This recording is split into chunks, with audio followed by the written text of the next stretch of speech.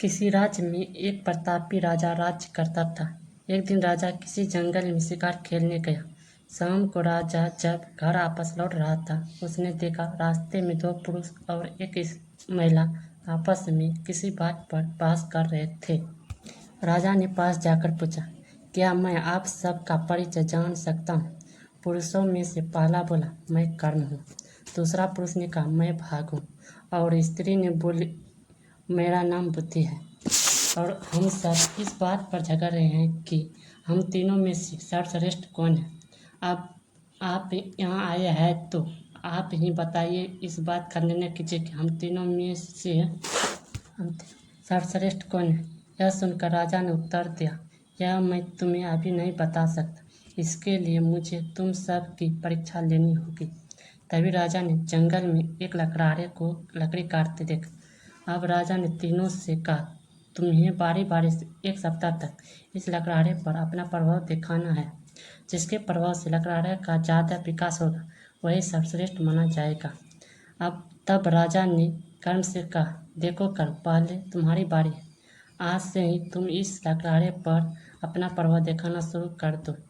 राजा का बात सुनकर कर्ण वहाँ से चला गया और उस लकड़हारे के शरीर में समा गया।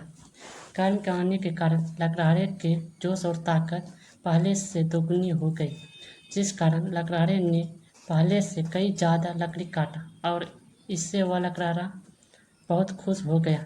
लेकिन वे एक साथ उठा नहीं पा रहा था, क्योंकि वह हर रोज़ इतनी ही लकड़ी काटती जितनी कि वह अपने हाथ बार उठाया पाया। उतनी लकड़ी उठाकर वह बाजार गया और वह लकड़ी को भी उसे उतने ही पैसे मिले जितने कि पहले मिलते थे।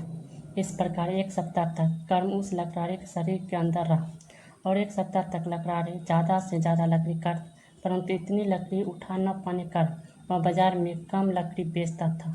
एक सप्ताह के बाद कर्ण लकड़हारे के शरीर से बाहर निकल गया और अब भाग की बारी आई। सोचा कि कर्ण तो उस लकड़हारे को धनवान नहीं बना पाया, अब देखो मैं उस लकड़हारे को कैसे धनवान बनाता हूँ। अब भाग ने उस लकड़हारे के शरीर के अंदर प्रवेश किया और वह भाग के कारण पहले ही दिन लकड़हारे को एक धन की पोटली मिली और वह धनवान हो गया।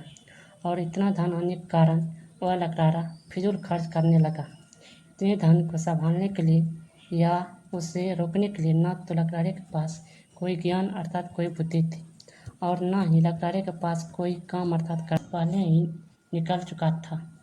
और कर्म न होने के कारण अर्थात काम न होने के कारण वह लकड़हारा बहुत आलसी हो गया और वह बीमार पड़ गया। और बुद्धि न होने के कारण धीरे धीरे लकड़हारे ने वे सारे धन बेकार में ही खर्च कर दिया। सारा धन खर्च करने के कारण वह लकड़हारा फिर से पहले की तरह गरीब हो गया। कुछ दिनों के पश्चात भाग का समय भी समाप्त हो गया। अब भाग भी लकड़हारे के शरीर से बाहर निकल गया और उदास होकर जंगल में बैठ गया। तब बुद्धि ने कहा, कर्ण, तुम भी लकड़हारे के पास गए। और वह भाग भी लकड़हारे के पास गया, फिर भी लकड़हारे का विकास नहीं हो पाया। चलो अब मेरी बारी है। और अब ऐसा कहकर बुद्धि ने उस लकड़हारे के मस्तिष्क में प्रवेश किया। जैसे ही बुद्धि ने लकड़हारे के मस्तिष्क में प्रवेश किया, वैसे ही उस लकड़हारे को बहुत से ज्ञान की प्राप्ति हो गई। उसका दिमाग पहले से कई तेज काम करने लगा, जिसके कारण से उस लकड़हारे ने अपनी कुल्हाड़ी की धार बहुत तेज कर ली। अब वह जंगल की लकड़ी काटने के लिए गया। उसने लकड़ी काटना शुरू किया और वह कुल्हाड़ी की धार तेज करने के कारण उसने पहले से कई ज़्यादा लकड़ी काटी और लकड़ी काटते समय लकड़ी के बहुत छोटे छोटे टुकड़े जमीन पर गिर गए थे। वह भी उसने उठा लिया और बुद्धि के प्रभाव पर उसने उठा लिया और बुद्धि के प्रभाव कारण उसने छोटी बड़ी लकड़ियों को एक बड़ी रस्सी से बांधकर वह बाजार ले गया। उस दिन ज़्यादा लकड़ी बेचने के कारण उसे पहले से कई ज़्यादा पैसा मिला और बुद्धि के प्रभाव के कारण लकड़ियों ने उस पैसे से एक और कुल्हाड़ी खरीद ली। अगले सुबह वह फिर लकड़ी काटने गया। उसने नई कुल्हाड़ी की धार भी बहुत तेज कर ली। जब लकड़ी काटते समय कुल्हाड़ी की धार कम हो जाती तो वह दूसरी कुल्हाड़ी प्रयोग करता था। इस प्रकार उसने उस दिन भी बहुत सी लकड़ी काट ली और उस दिन भी बहुत से पैसे मिले। इस प्रकार एक सप्ताह तक इसी प्रकार ज़्यादा लकड़ियाँ काटता रहा और ज़्यादा से ज़्यादा पैसा कमाता रहा।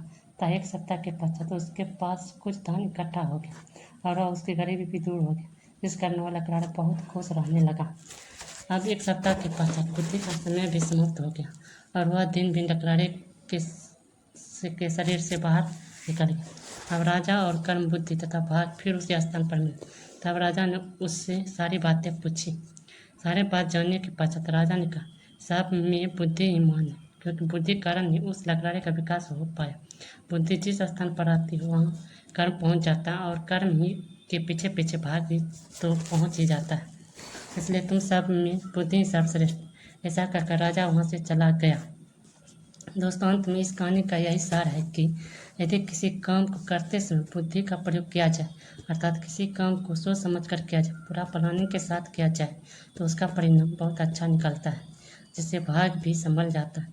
और यदि किसी काम को मेहनत के साथ साथ बुद्धि का प्रयोग न किया जाए, वह अर्थात कर्म भी पूरा फल नहीं देता, अर्थात भाग भी संभल नहीं पाता। यह मनुष्य की बुद्धि बहुत शुद्ध है तो उसके कर्म भी अच्छे होंगे और अच्छे कर्म एक सुंदर भाग का निर्माण करेंगे। यदि भाग की कितनी भी कृपा क्यों न, लेकिन यदि बुद्धि न हो तो भाग द्वारा प्राप्त संपत्ति भी एक दिन समाप्त हो जाएगी। बुद्धि से किया गया प्रत्येक कर्म संपूर्ण भाग को बदल देते। इसी कारण बुद्धि